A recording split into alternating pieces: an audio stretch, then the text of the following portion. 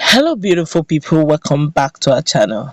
Some about 6-7 days ago, news broke out that Governor Hope Uzodinma took to his heels after the death of a consul. That's the late commander of ESN, Eastern Security Network, led by Mazen Amdekano. Well, as we speak, Governor Hope Uzodinma is back and is breathing fire and brimstone.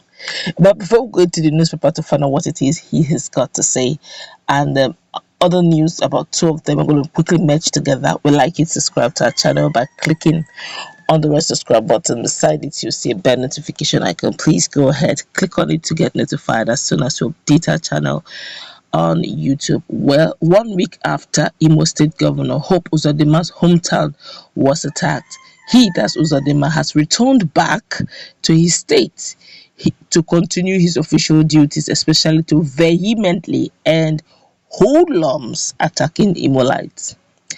Part of the arrangement of the governor was to set in motion the Imo State chapter of the Ebubago, meet with security heads in the state. He would also meet with traditional rulers as well as the special section with stakeholders of the state across party lines to collectively deal with the situation. Issa said, Uzodinma does not talk much, he believes in action. He's back and action will start. You think while he's away that he was not doing anything in regards to the security of lives and properties in Imo? Watch and see the action. Those behind the attacks should continue. We are not telling them to stop, but they will be exposed for Imolites. He continued. So all these are for election in 2023. Uzodinma's administration is not thinking of 2023. We are thinking of how to provide governance to the people of the state. Hey, people are talking. This one straightly Uzodinma. Now let's look at this very critically. I don't want to look at comments yet. We'll look at comments in a moment. Let's just look at this very critically, then we'll look at what Nigerians are saying. To start with, if he's coming to do stakeholders meeting and also to draw cross section or across party lines, to start with, he has a faulty foundation on that one. The second one, even within APC, has issues with Okorocha, who's also a card-carrying member and a staunch member of APC in Imo State. Him and Okorocha, if they see eye to eye, is politically induced. They don't even like each other because one or two times you have seen how forceful Governor Hope Uzodinma had been just to collect the properties being taken or looted, quote unquote, by Okorocha. So technically speaking, in fact, he believes that he doesn't want to mention them, but he believes that it can be traceable to his political enemies who want to make his governance, terrible and Imo State ungovernable.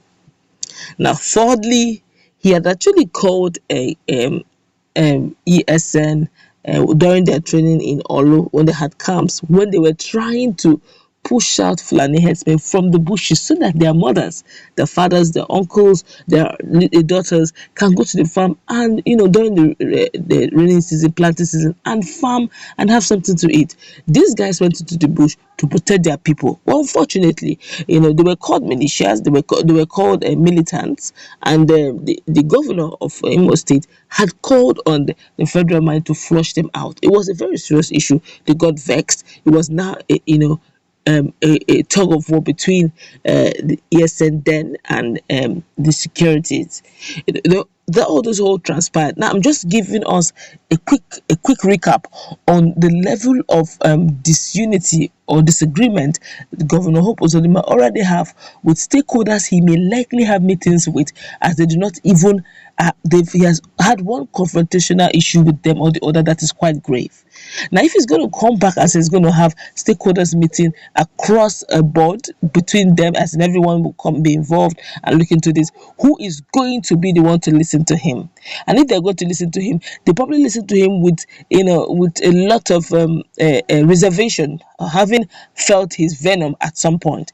So he may likely have to go the dictatorial well if they don't succumb to him and his suggestions. And if he goes to the dictatorial way, it may not be nice at all after all, and eventually. So if you check the way the likes of Enugu State Governor is handling his things, Anambra State Governor is handling his things, if you check the way even Governor David Omai is handling his things, you just find out, technically speaking, they have never, amongst the remaining four states, called on the federal mind to come and squash ESN at any time.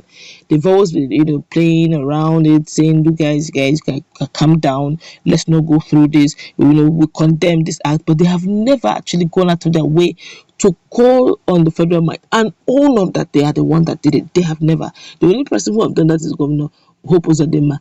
And don't forget that even the mandate he's sitting on, the people of Imolites believe, some of them, a whole lot of them, outside legality, believe that they gave their mandates to Emeka Ihedioha, although in legal terms Supreme Court overturned it, saying that in legal terms the person who won was Governor Hope Uzodinma.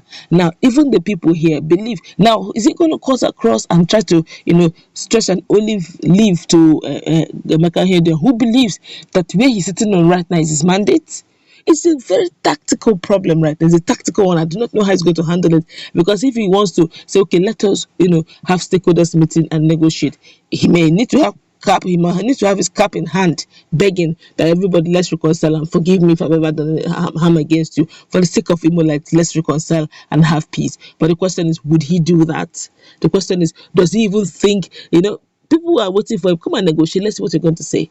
So if they don't listen to him, he may need to still use the federal might to get things done the way he wants them. But that may not all go well, because these are voices that are angry, disgruntled.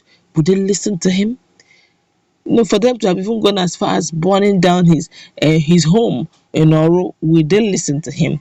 He keeps saying it's politically induced. Well, let's quickly look at what Nigerians are saying. Very quickly, they have a lot to say against this. This one here is saying, nobody fights his family and win together. We win. What is going on in Nigeria need all hands on deck.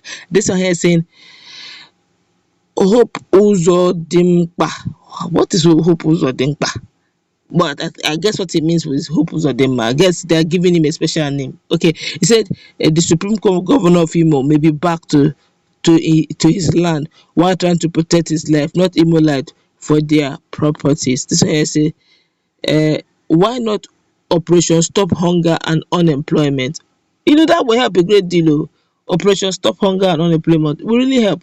But the question now is, right now, the insecurity in the state, the way it's going, everybody needs to check it out before you are talking about hunger and employment. So I say, you are highly welcome, sir. Looking forward to seeing action so that we can sleep with two eyes closed. This one is actually a good supporter of Hope Uzodinma. This one I say, this one here is saying, ha ha ha ha, hope is a strong man, no retreat, no surrender. This one is, hope. Okay, hope they God they hope. This one says the seat is not ours and you know it. Okay, he's saying the seat. This one says the seat is not Hope Uzodinma and he knows it. This one say, I hope he calms down now and seek for a peaceful way of ending all this his anarchy in the state that he has created. Well, I do not know how this will play out, but I've just given you one technical issue. Let's meet in the comment section. What's your take on this? Do you have